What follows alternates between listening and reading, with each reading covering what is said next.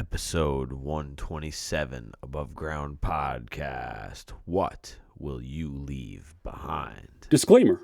The hosts of this podcast, Timothy Patrick and Will Foley, are by no means medical professionals.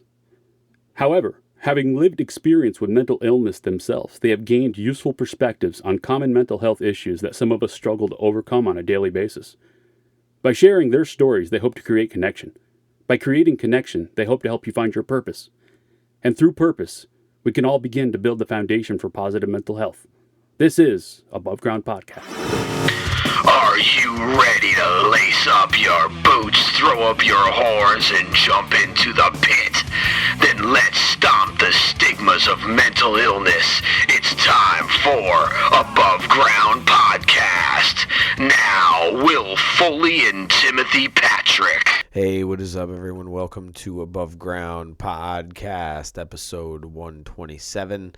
What will you leave behind? And we will get to it in a moment. I wanted to mention Saturday, November 20th, is International Survivors of Suicide Loss Day. And we will honor the day here in the 518 by having several different events throughout the capital region. There is a special one commemorating military and first responders, which will take place at the Everett Road Red Cross from 10 a.m. to 12:30 p.m. on that day. There will also be several other spots set up throughout the 518, and there will also be an online component to this, which I will be a part of. I will actually be on the online program. The online program was the only thing available last year, and it was very popular, and we had an incredible turnout, and it was okay, and we even got to share stories and talk, and it was incredible that people were vulnerable enough to come on to Zoom and talk about their losses.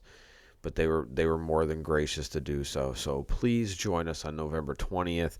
You can go to isosld.afsp.org, and that will take you to the International Survivor of Suicide Loss Day page, and then you can find the New York page, or you can go to that address in /Albany, and that will take you directly to the Capital Region page, and that's even better for you. But right now, we are going to get into the legacy of mental illness and what we leave behind the people that come after us, because that's what legacy really is about. It's what's left behind for us. So, what will you leave behind? Hey, what is up, everyone? Welcome to Above Ground Podcast. Above Ground Podcast, because you can't Serve below.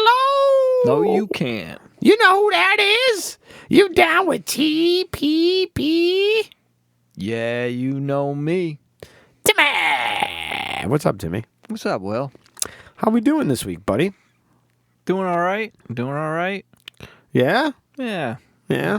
Doing all right. Just kind of be happy to be back in the studio, pumping out some new episodes. And, yeah. Yeah, me too, man. I'm happy. I'm happy that we're here. I'm happy that we still get to do this. You know, we're going on 3 years, man. It's pretty crazy that That is pretty crazy. you know, it's wow. It is. I wonder, like, in another 3 years, like, what our legacy will be. Well, I don't know. We're going to find out, I suppose. So we're actually going to talk about legacy today. Legacy defined by the Merriam-Webster dictionary as something transmitted by or received from an ancestor, predecessor, or from the past. So that means that a legacy is what you leave behind for others. But what legacy was left behind for you if you have a mental illness? Was that, is it a generational trauma that brought on that mental illness? Is it hereditary? Is it environmental?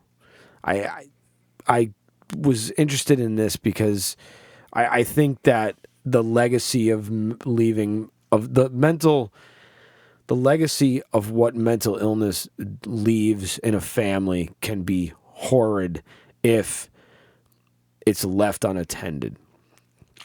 And the big reason why I go to therapy, and the big reason why I sought help finally, and the big reason why I do the work I do now is so I don't leave a legacy that was left for me, that I didn't ask for necessarily, depending on whether I believe that I was transmitted here, on my own volition, or if I just kind of came in a drop of cum that just happened to make it up the stream. I thought it was a stork. There's no kids listening to this show. It's a stork. I got a fucking stork for you. I think that the legacy that mental illness leaves behind is one of unhealth. There's no health to be had. It's that you get left a empty jar of cookies in a way. In some ways. Yeah. In some ways. No, as a kid. And then you get to a certain point in your age and your journey where you're like, okay, well, was it really an empty jar of cookies, or were the cookies just not the cookies that I wanted? And again, someone could have hid that cookie jar somewhere too, and you didn't even know you had one. Well, this is true, man. Somebody could have hid the cookie jar just like they hid the cheese. But it's a legacy of mental illness often leaves behind intergenerational trauma is a big part of the legacy of mental illness. A lot of intergenerational trauma, and we have tons of examples of it, man. Native Americans, slaves, disabled people who were stuck in institutions. We have the generational trauma that's going on now throughout the world as people migrate from place to place because of climate and disasters and not being able to eat or whatever. So it's like there's all this generational stuff. The Jewish people who had to live through the Holocaust and all that. This causes generational trauma. Do you think, not to interrupt you, but do you think the trials in Salem, do you think that? Absolutely, it did. Okay. It did. There's no doubt about that. It did, because again, the witch trials from Salem were again, this small group of people were singled out because they didn't fit the norm they're witches, and that absolutely. I don't think there's any doubt any of that. It was kind of like, it was almost like the people, whoever the people against them were, like the society was like gaslighting everybody else. Yeah, absolutely. So something that we can relate to. Look at the black metal stuff that's going on. Look at those Norwegian countries and those Swedish countries that had Christianity infiltrate their pagan beliefs. So they have generational trauma too, because they had to. So of course, there's all that. So everyone is experiencing something that. Now, granted, are they all the same? No, right. They're not all the same. But what they are the same is they are a generational trauma, an intergenerational trauma that has happened throughout history to people of all groups that have a lasting legacy of this, and you can clearly see it as plain as day play out in our world as we watch it burn now. Yeah,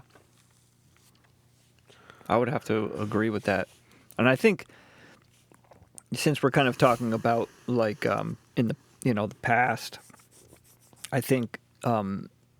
Many cultures viewed mental illness as a form of like either demonic possession or some kind of they tied it into religious and absolutely like punish them for their actions. Right, or their non-actions, or their reactions. And again, unfortunately, it's like that has been proven, and we have a diagnostic manual that was, started originally to have all these crazy conditions in it in the first place, which is insane. But I think the legacy, the worst legacy that mental illness leaves behind in many families is the fact that nobody even knows it exists. It's the fact that we don't talk about it. We don't talk about our pain. We don't talk about the legacies of this terrible things that have happened to us. We don't talk about, generations of family who have sexual abuse in them, where it just transmutes to the next, man, until somebody breaks a cycle. Somebody has to break the cycle. Well, you said in one of our earlier episodes, last week or the week before, about everyone can benefit from therapy, and Absolutely. that's a perfect example, because some people like, oh, there was sexual trauma, yeah, but I'm okay, it doesn't bother me, and then 6 months of therapy, and they're like, they dug up, they dug down deep and they dug shit up, and now it's like, whoa, you know what I mean? So yeah, it was there. You may not have known. It didn't affect you, but it did. You just didn't know it did. Right. And you may not know it did. Right, yeah. But again, unless you know about it. Sure. And that's our problem. We want to sweep everything under the rug. We don't want to know what's going on next door, because we'd have to do something about it. And we don't want to do anything about it. That's the problem. We're not proactive. We're not proactive. We're reactive. And we're not even good at reactive either. No. So, and it's like, and that, and it's terrible. So we leave these shattered lives behind when we don't face what is there.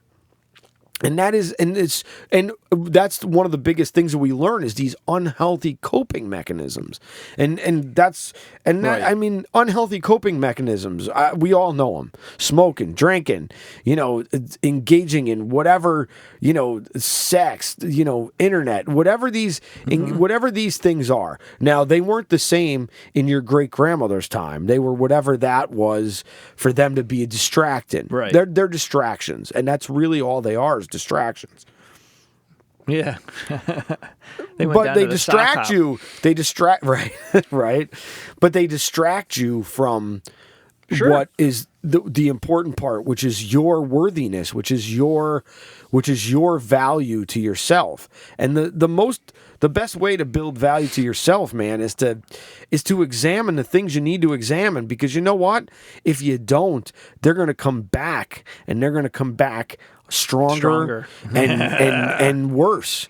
Yeah. I think it's not, I don't know. I don't want to get too deep into it, but like, to like you said, they're definitely distractions, but I don't think it's that initial distraction that can lead us down that path. I think it's getting into the habit of the habit of distracting. Yes. Okay. You know what I mean? Well, I think there's some healthy distraction. Yeah. Well, there's definitely positive distractions. I think there's positive distractions, but I think that they can be, good, because if let's face it, if you're in deep and you're just keeping your head above the water, and you, whether it's you want to skateboard today, and that's a positive distraction that can keep your head above water, then hey, that's the time to use it. Like, yeah, when you're a little bit more in a better state of mind, then maybe you can confront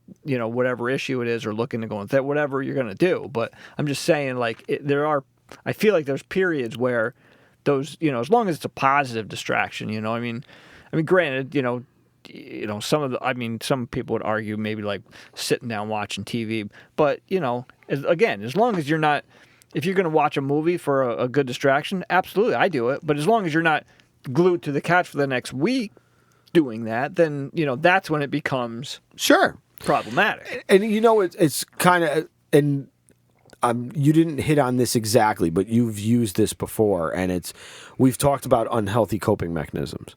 So 2 unhealthy coping mechanisms that happen a lot for people who experience these types of legacy issues are denial and minimization. And that's the I'm fine. That's the no, everything's okay. That's the no, nothing happened. Oh, I don't know if anything happened. Nothing happened as far as I know. I didn't have any of that in my family. And that's a very convoluted. That's a tough one. That minimization, because I feel like with the stigma part of it, I think that is like almost built in to the system. Yeah, it's not convoluted. It's not. It is what it is. Like minimization is what it is. Okay, I see what you're saying. Right, you know what I mean? It's not. Right. There's no. Like, you're not going to minimize somebody and mistake that for something else. Right, I see what you're saying. So, you know what I mean? And, of course, we know denial. I'm fine. Nothing happened. Right. I'm good. Everything's all right. And that's minimization, too. That's minimizing your pain. Right. And then what do you, like, and then other people minimize your pain on top of it by saying, no, it's okay. You didn't see what you just saw. Or, no, you didn't experience what you just saw. You're not... Here's a trick. Here's a trick one for you though. Let's say, you get into a position where, you're not fine, and someone asks you, and you not to be confrontational, but you lay it out, and you're like, yeah, I'm not like this and this, and then they minimize it. That might make that person who was attempting to open up and be vulnerable, that might make them not want to do that again. Well, that'll shut them off quick. Now, I think a lot of people would be shut off by that. I don't think everybody would be shut off by that. I think people maybe like us, for me, for sure. I mean, I'll just find somebody else to fucking blat to if I gotta. Well, that's good though. You know what I mean? Because the thing is if I'm really saying that, then I'm trying to work something out here. Right, but I feel like some people wouldn't even go do what you did. I think that would be a good thing. Like, you're gonna go and try it again on the next person or whatever. I think that's a good thing. I think that's what you probably, maybe should do. I don't really know.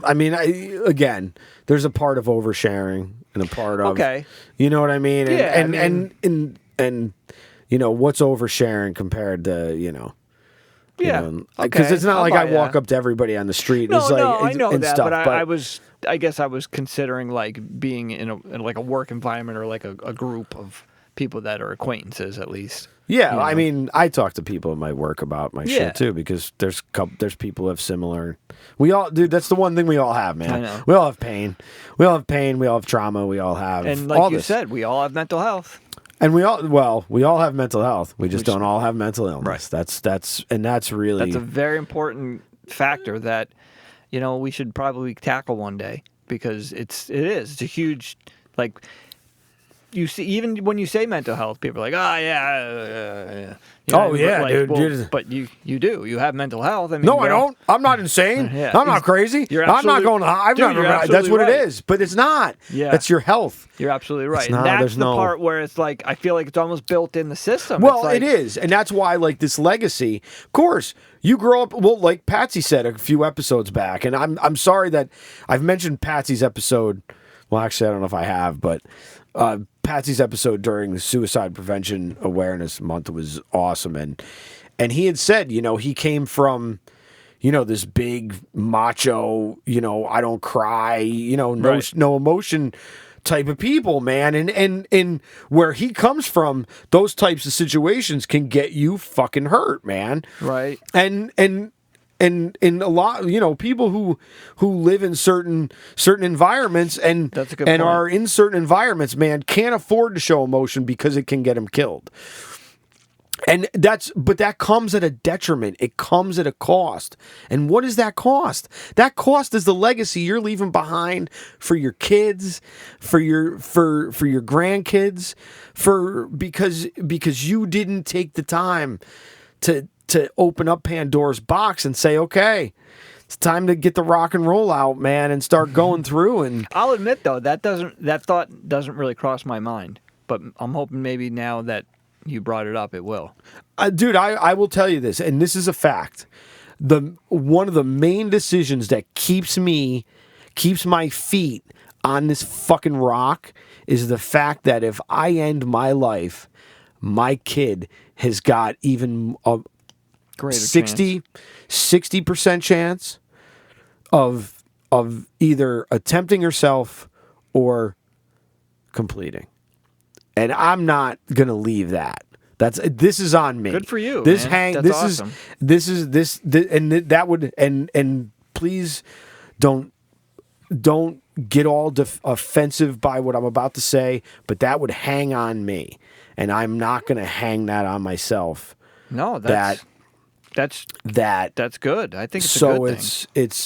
It's one of those things that, like, that was the real eye opener. The real eye opener for me when that was the best thing that I could have ever heard out of any of the stuff that I've learned from the American Foundation for Suicide Prevention or NAMI or mental health first aid or any of that stuff about suicide, or even during peer work and stuff. That's the one thing. You leave that behind and there's more of a risk of that happening again. And I knew that this had to stop with me. And I think, that maybe alcohol has to stop with me too, but that's something else that I'm still. It's all right, one day at a time. It's one day at a time, and there's been more of a balance, I think, though. There's been way more of a balance with it, for sure. And I haven't had a drink in over a week, so for me, that's been pretty good. Yeah. And even when I was drinking, I haven't really been drinking heavily, but it's enough, and it does affect me, and unfortunately, we know alcohol and mental health disorders don't necessarily go well together either. No, they don't. But but I don't want to leave that legacy. Like, that's that's the other reason why I go to therapy. Why should I infect my kid with my disease if I can avoid it? Or if I can at least minimize the damage that I've already done? Because there's no doubt I've done some damage. There's no doubt. There's no doubt that I've instilled the anxiety, and believe me, we all have. And I'm not beating myself up. I mean, it's unfortunate because nobody comes with there's no instruction manual, and the shit that our parents were told. Like, I remember when she was born, my dad gave me this book, and he's like, read this. And I'm like, I'm not going to fucking read that book. That book isn't going to tell me how to raise a kid. What was it, 1973? Yeah, well, I don't think it was that old. I don't think it was that old. When your child's got colic, just throw a little Jack Daniels in That's the cup. right. And, Yeah, exactly. Heat up a compress. And, yeah. And, I mean, don't get me wrong. Some of the old remedies still work. But, sure. I mean, Dr. Spock didn't necessarily. I'd rather go to Dr. Shafali Tabari to tell me how to be a conscious parent than. Because, again, so your children, from the way she explains it, is they're here to teach you about you. Yeah. And there's no doubt. Okay? There's no doubt. No doubt. Now, it doesn't mean that I'm happy about it, because I'm not. I'm not fucking happy about it, and I'm not happy about it all the time. Because it sucks. It sucks to go. It sucks to actually admit that you're jealous because your kid gets to stay home on Saturdays and you didn't as a kid. And dude, I'm admitting that. There's been times where that trigger has happened, where it's like I watch my kid grow up in suburbia, and I'm like, no, that's not the way it's supposed to. Like, you get in, like, but again, that's pretty. But, I think either way, whether wherever you grow up and whatever your dynamic is, I think what matters most is what, like you said, I think what matters most is the way you're looking at it, and you're looking to improve yourself, to have that effect. I have no choice. I get it. That's it. I have no choice. Yeah, I know. I mean, again, nothing's changing, except for the only thing that can change is me. So I have no choice. I mean, I've come the full pattern all the way around again. So, right. I mean, fuck, I'm looking at 6 years and I'm still getting the same diagnosis anyway. So, okay, well, obviously it hasn't changed. It's gotten worse. So how's it gotten worse? Well, it's gotten because you're not doing the self-love practices that we were talking about in another past episode. You're not feeling worthy. You're not, you give in to that. Because again, I think that my depression a lot of times is just a learned program too. Oh, sure. It's just it's comfortable. It's that warm bath water that is really filled with SpaghettiOs from Gummo, and it's not bath water at all. You know what I mean? It's just it's cold SpaghettiOs.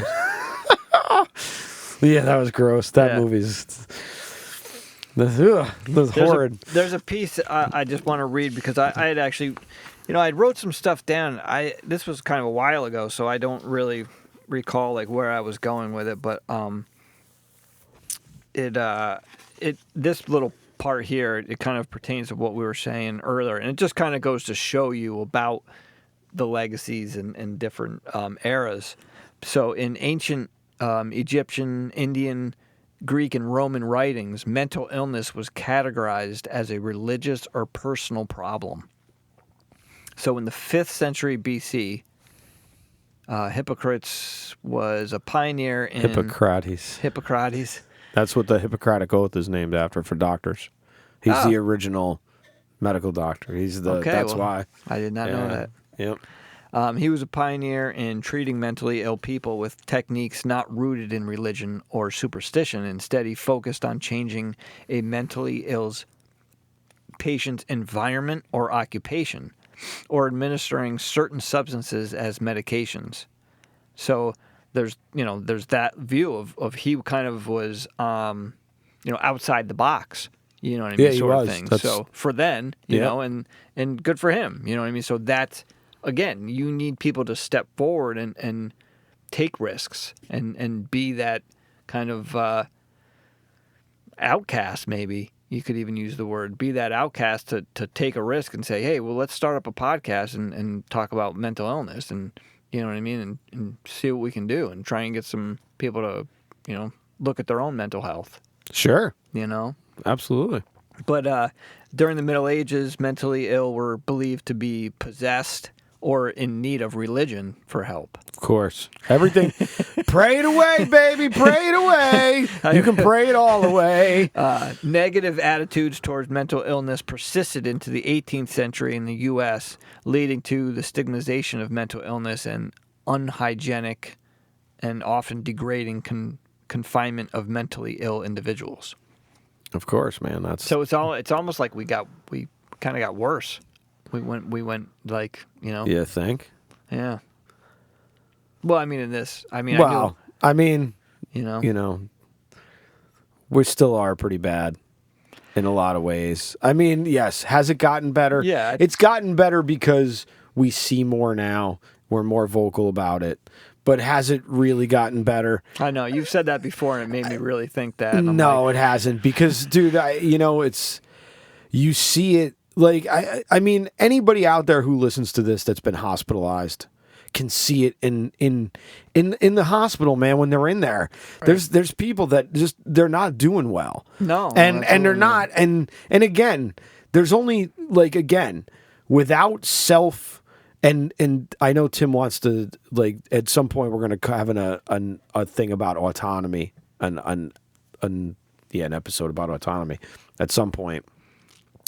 And yes, people want to be autonomous, but then there's the point of where is it decided that someone can't be autonomous for themselves because they can't keep things together to make the right decisions. Oh, absolutely. Yeah. And unfortunately there's unfortunately those types of people they fall through the cracks in hospitals. They fall through the cracks everywhere because people don't know how to handle it. They don't want to handle it. Yeah, and even people who've been in the services like that for a long time, they get burned out. It's like, you can only listen to I can't imagine. No. And that's why I'm not, I just don't. I can't.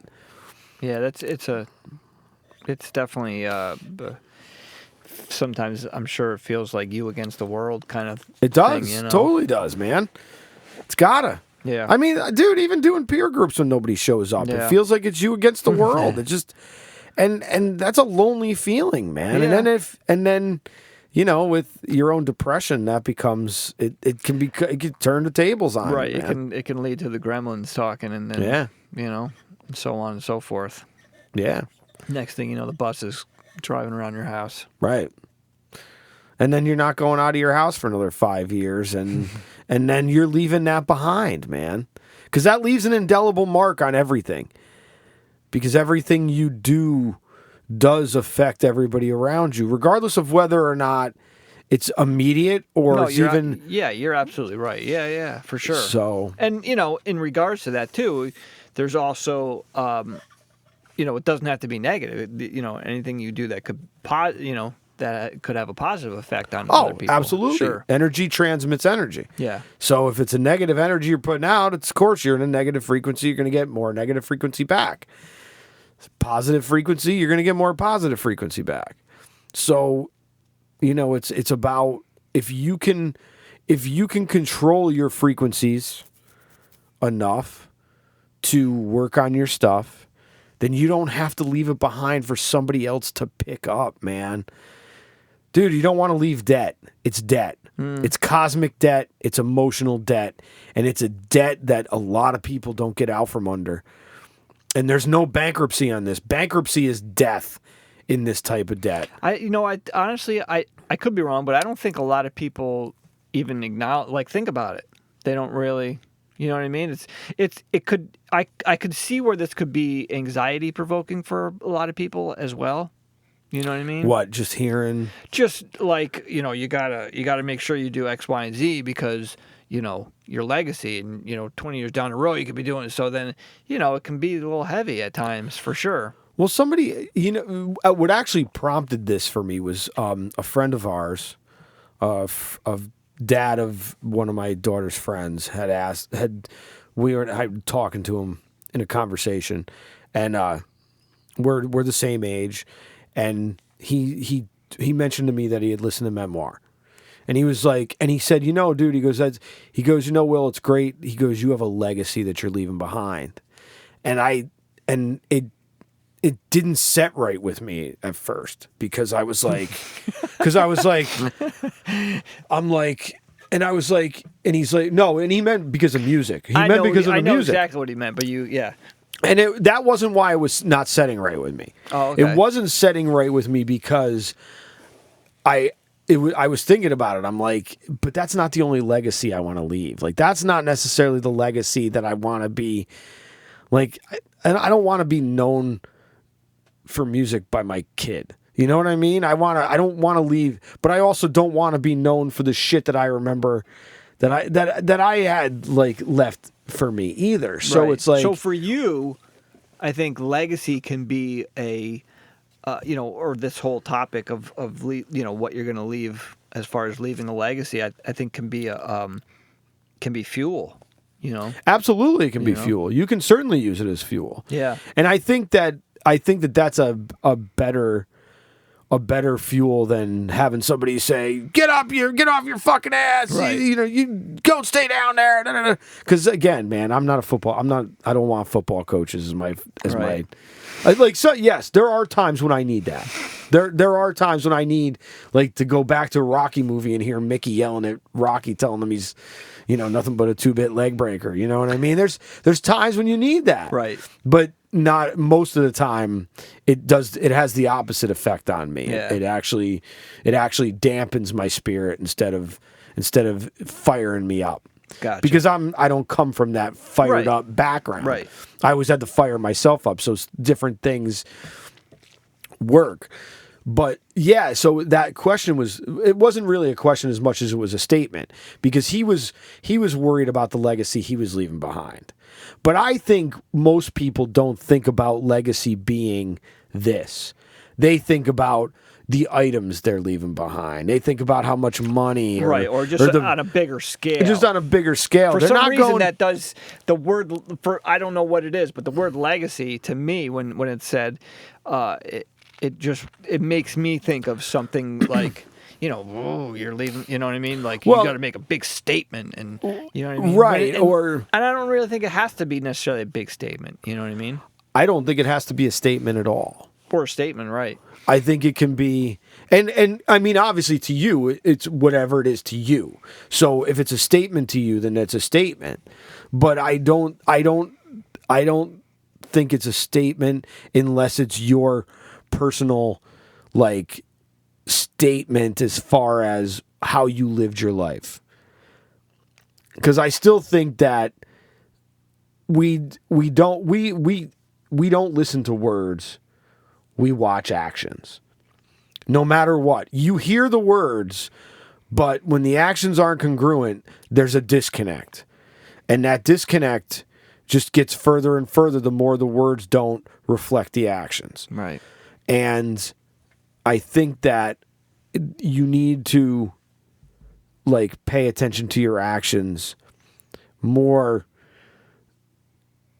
stringently at times than you do your words. You have to watch your words too, because you don't want to use the wrong words. But I think it was it Jung that said you're not what you say. You're not what you say you're going to do. You're what you are what you do. So maybe it might have been you. It was either him or Nietzsche. Might have been Nietzsche. That sounds almost like a Nietzsche kind of. Is it? It sounds very Nietzschean. Nietzsche is not my, like, Yeah. And Jung has got so much stuff. I know. That It was I've one of them, just though. grazed. Like, give me some Alan Watts and some Charles Bukowski and I'm good. Listen, I've been listening to a lot of Charles I'm Bukowski surprised lately. from you, actually. No, not me, man. I Yeah? love it. Yeah, dude. Yeah. I love that stuff. That's, Yeah. you know. Buke. Yeah, dude. It's good shit. Don't try. That's right. Don't try. Don't try. He didn't. And that was his legacy, It man. was his legacy, man. That's you know what I mean. But he stuck with it though. Right. It was And the that's- second time. The second time he stuck with it. And He had that's- to learn that the hard way though. Yeah. And again, that's the legacy he left. But he didn't actually leave it for anybody because he didn't have anybody. There was nobody to leave it to. But he Right. left it to the world. Well, he left it to us. That's how I see it. Right. right. He left it to. He left it to yeah, us. For And sure. that's that was a pretty big. There's some pretty cool words and statements in that poetry. Absolutely. I mean, some of it is a little bit just matter of fact and tongue in cheek, Drunken babble. drunken babble too. But sometimes you need a little drunken babble in Yeah. your life. No. Look, he had boundaries, man, and he kept them. Well, so I'm curious. I know we're getting close to getting done with this episode, but I got a question for you though, Yeah, and yeah. that is, do you believe that we should pay attention to our pasts to help relieve the present? Yeah. In order to relieve the present, do you have to go back to the past? When you say relieve, Relieve, yeah.